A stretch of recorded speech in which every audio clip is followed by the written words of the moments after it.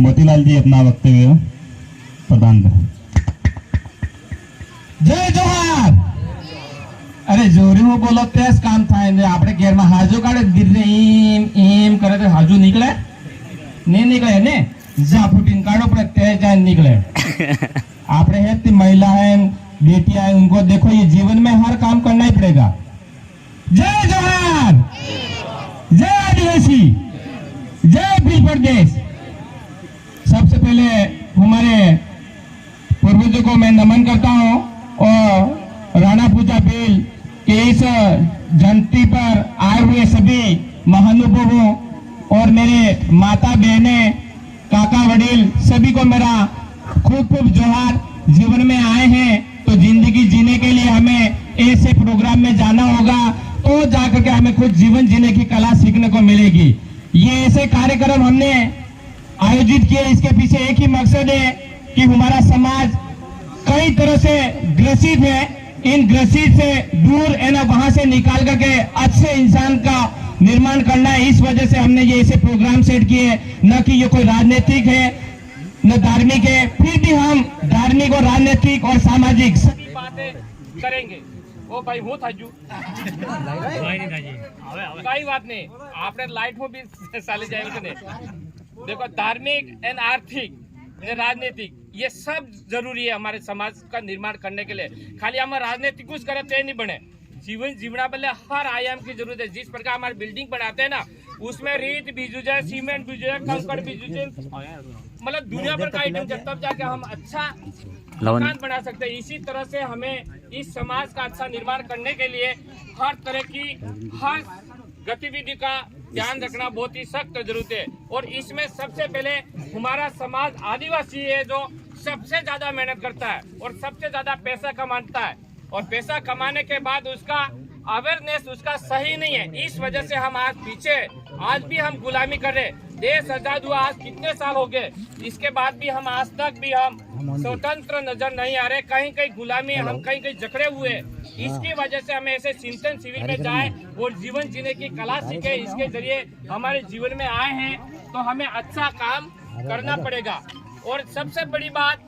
हमारा पैसा है कहाँ जाता है? पैसा रोज ज्यादा कमाते हैं, एक बनिया बैठता है दिन भर में 1 रुपया 50 पैसा ऐसे आता है तब भी वो बैठा रहता है। अगर हमारा व्यक्ति समाज का कोई अगर दुकानदारी करता है 2 दिन 3 दिन बैठेगा, उसको एक साथ रुपया चाहिए और एक साथ पैसा आता नहीं है। और जो शिक्षा से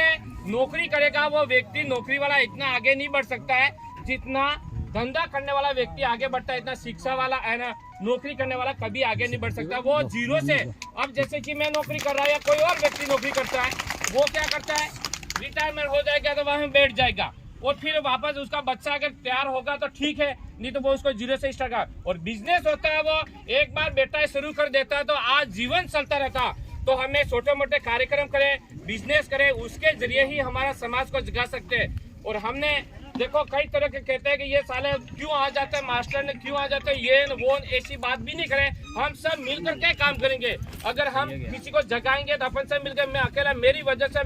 मैं साव वो सब कुछ कर सकता नहीं, मैं अपन डूब जाते हैं और हमें हमेशा मैं लेकर के डूब जाता है। उस वजह से हमें ऐसी शब्द है ना, ऐसे शब्द को हमें मन में नहीं धारण करना चाहिए और हमें बिल्कुल स्वतंत्र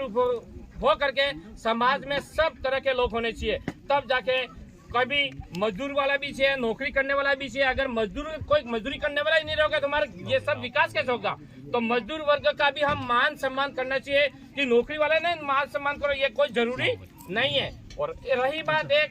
अगर हमारे भील प्रदेश बनाना है तो सिर्फ आदिवासी से भील प्रदेश बनने वाला नहीं है, तो हमें सभी कौमों के साथ सेटिस्फाइड होना पड़ेगा, उनसे मिलजुल के कार्य करना पड़ता है। जिस प्रकार देखो हमारे आदिवासी लोगों ने टोटल कास्ट को दूसरे समाज को जिंदा रखा है। कैसे रखा मैं बताता हूँ। उसमें अगर कोई गलती भी हो जाए तो आप बिल्कुल मन में रखना मत। क्या किया उन्होंने, देखो आपने सबसे पहले अपने घर में समाज में एक बड़ाई रखता, अपने रख तक नहीं रखता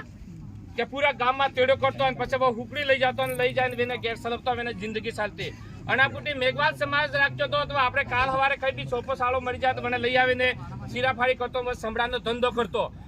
और फिर वो आपने वाड़ी मतलब हर टाइम पे आता है, वार त्योहार पे आता है, हुकड़ी ले जाता हो, जिंदगी चलाता हो। अनापुटी लोहार लगतो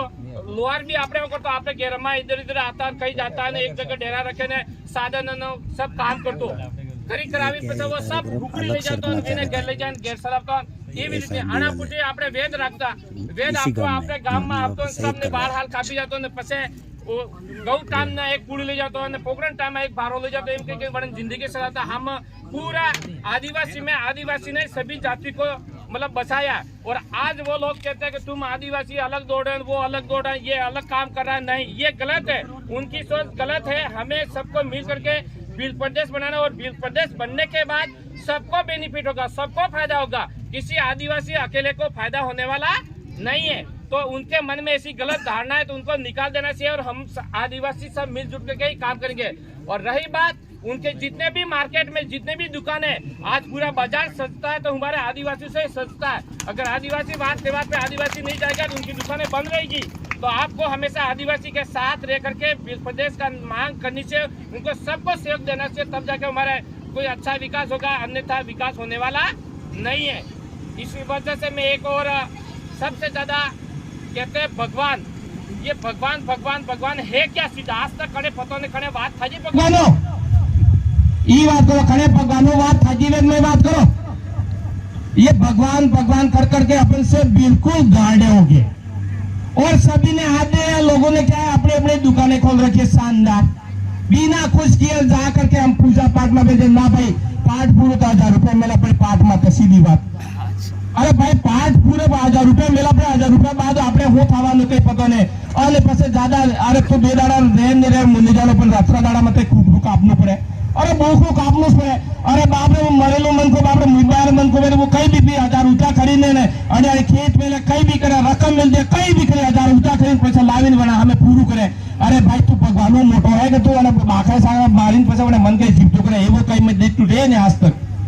ये लोग हंसटा में फंसा के अपन को मार डालते हैं किसी के भगवान किसी के कब्जे में नहीं रहते भगवान अपने सबके है और भगवान है वो सब आपके अंदर ही है एक बार भगवान